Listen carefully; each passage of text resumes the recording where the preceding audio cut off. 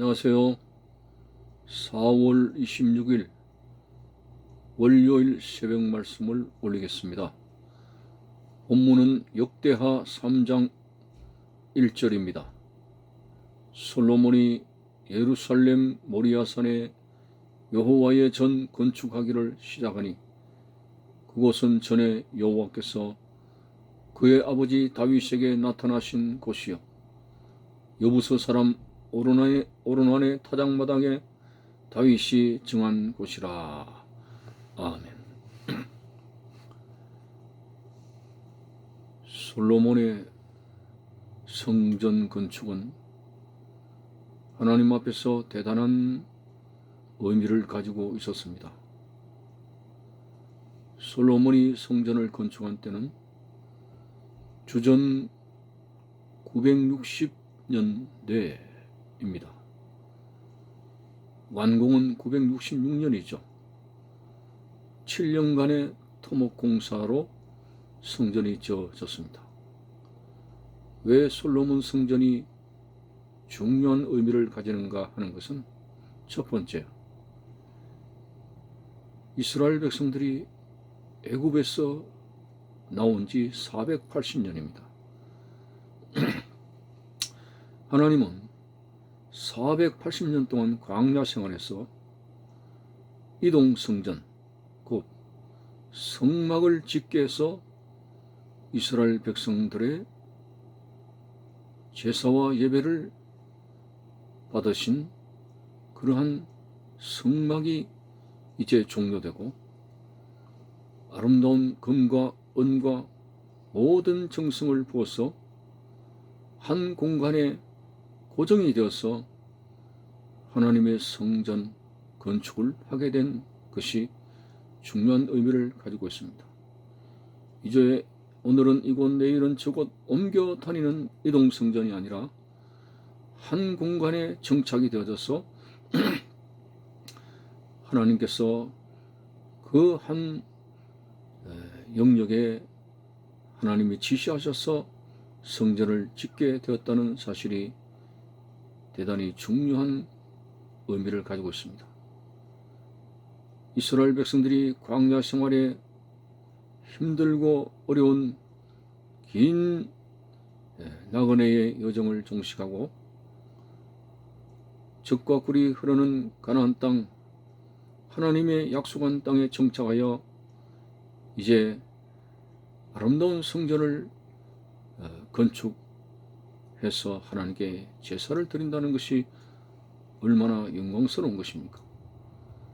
두 번째 의미는 그 성전을 짓는 자리가 몇 가지 의미를 가지고 있습니다. 오늘 본문에 보니까 솔로몬이 예루살렘 모리아산에 여호와의 전 건축하기를 시작하니, 솔로몬 성전 자리가 바로 아브라함 때 이삭을 제물로 바쳤던 모리아산에 성전이 건축되어졌다는 것은 대단히 중요한 의미를 가지고 있습니다. 아브라함이 이삭을 자기 생명보다 더 사랑한 이삭을 제물로 바쳤다는 것은 그 이삭보다도 모든 삶의 최고의 가치와 영광을 돌린 바로 아브라함의 신앙을 엿볼 수가 있습니다. 독자 이삭보다 더 소중한 분이 하나님이라고 하는 사실을 그곳에서 입증받았습니다. 한마디로 모리아산은 자기의 독자 이삭을 바쳤던 최고의 희생의 제사가 드려졌던 바로 그 자리가 모리아산입니다.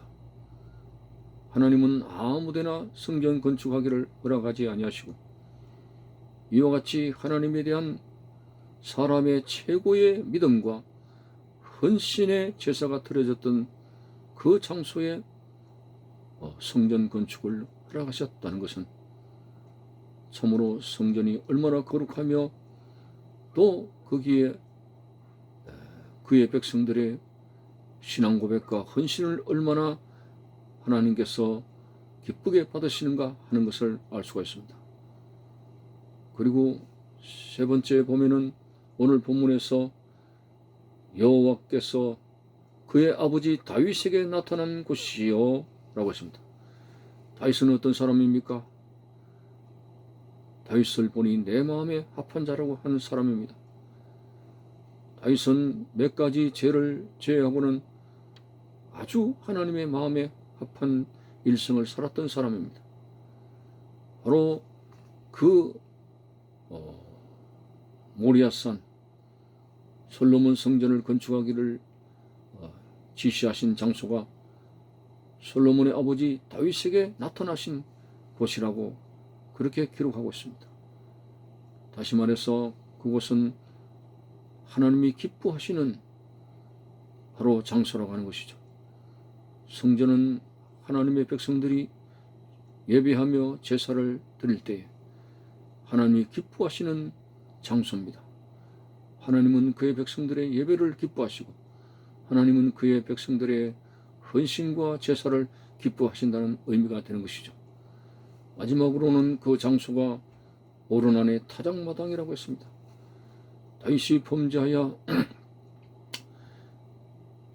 그 나라에 엄청난 전염병이 돌아서 백성들이 7만여 명이 사망하는 그러한 무서운 재앙에서 오르난의 타작마당을 하나님이 정하셨고 그곳에서 속죄의 번제를 드렸을 때에 재앙이 멈췄습니다.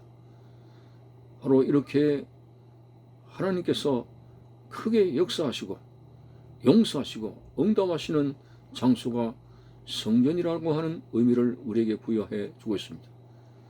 그래서 이 공간적인 특별한 의미를 가지는 이 장소에 하나님께서는 솔로몬을 통해서 성전을 건축을 지시하셨습니다. 그 아버지 다윗도 성전 건축할 마음을 가졌습니다. 온갖 그러한 금과 은과 성전 건축에 대한 재료를 준비를 했습니다. 그러나 하나님은 다윗에게 솔로몬 성전 건축을 허락하지 아니하셨습니다. 그 이유는 그가 군인으로서 전쟁을 통해서 많은 사람의 피를 흘렸기 때문이라고 말씀하고 있습니다. 그만큼 성전은 거룩한 것이요 평화와 하나님의 은혜가 충만한 것이기 때문에 어쨌든 피를 흘린 자의 손으로 성전을 건축하는 것이 아니라고 했습니다. 성전은 아무나 그리고 함부로 내 마음대로 그리고 비즈니스 차원에서 건축하듯이 그런 마음 아닙니다. 정말 성전은 하나님이 따로 구별하셨고 그의 백성들이 하나님 앞에 헌신과 회개와 그 모든 속죄의 제사를 통해서 기뻐 받으시는 거룩한 곳이기 때문입니다. 자, 그렇다면 오늘날 교회는 어떤 의미입니까? 물론 구약시대에 제사를 드리는 성전이라는 말을 사용하지 않습니다. 그렇지만은 이 교회는 예수 그리스도를 구주로 고백하는 사람들의 모임이 에클레시아 교회입니다. 이 교회는 물론 눈에 보이지 않는 무형 교회를 의미합니다마는 그러나 우리는 이 예배당 솔로몬 성전처럼 한 공간에 구별해서 건물을 짓게 되고 그곳에서 신령과 진정의 예배를 드릴 수 있다는 그 자체가 교회당의 의미로서 상당히 중요한 비중을 차지하고 있습니다. 특별히 교회는 예수님의 피값으로 세운 교회입니다. 이 피값으로 세운 이 교회에서 주일마다 사람들이 모여서 하나님의 성호를 찬양하고 구속의 은혜를 더하신 갈보리 언덕 예수님의 사랑을 찬양하고 감사하는 것이 얼마나 중요한 것입니까? 초대교회 때는 오늘날처럼 웅대한 건물을 지어서 교회라고 하지 않았습니다. 각 가정에서부터 그 가정, 심지어는 마가의 다락방 그러한 가정이 교회가 되어 예배의 처소가 되었습니다. 그 마가 다락방의 오순절 성령의 폭발적인 역사도 그곳에 일어나 그 다락방이 예루살렘 최초의 교회가 되기도 하였습니다. 지금은 많은 산업 혁명과 더불어서 경제 구조의 가치와 여러 가지 현대의 메커니즘이 달라진 상황 속에서 어쨌든 교회는 이제 건물로 지어지고 있으며 많은 사람이 왕래할 수 있는 그런 공간을 가지고 있습니다. 여러분, 성전은 우리가 함부로 일반 상가의 건물처럼 그렇게 쉽게 생각해서는 안 됩니다. 돈으로 짓는 것이 아닙니다. 상가 건물은 63층, 100층 돈으로 짓고 있는 외형적인 모습이 나옵니다만 성전은 그렇지 않습니다. 예수 그리스도를 구주로 고백하는 사람들이 모이는 곳이 성전이기 때문에 하나님은 분명히 기도를 통해서 한 곳에 어떤 공간을 의미를 주시게 될 것이고 수많은 영혼들을 건지기 위한 그런 구원의 방주로서의 교회를 주님께서 세우신다는 사실 앞에서 그 교회를 세우기까지 많은 성도들의 기도와 그리고 준비와 그리고 하나님 앞에 헌금하는 것과 온 정성과 이런 것들이 이제 함께 모여져서 교회가 되어진다는 사실 앞에서 우리는 참으로 교회를 가볍게 생각해서는 안 되며 교회를 중심으로 수많은 영혼들이 구원받는다는 사실 앞에서 우리는 교회를 섬기는 자세로서의 헌신과 기도와 그리고 우리의 모든 정성이 들어져 있는 신앙 고백이 언제든지 나타나야 됩니다. 그래서 바울은 무교회주의자들처럼 그냥 각 가정에서나 사람들이 몇몇 모여서 예배하는 정도가 아니라 정말 공간에 자리 잡은 하나님이 세우신 교회당에 모이기를 힘쓰라고 했습니다. 함께 모여서 예배하게 될 때 거기에 성령의 강한 역사가 일어나게 됩니다. 따로따로 요즘은 코로나 시대에 그런 화상 예배가 될 수밖에 없었지만 그것은 참으로 예배에 있어서 크다란 그러한 안타까운 모습이 아닐 수가 없습니다.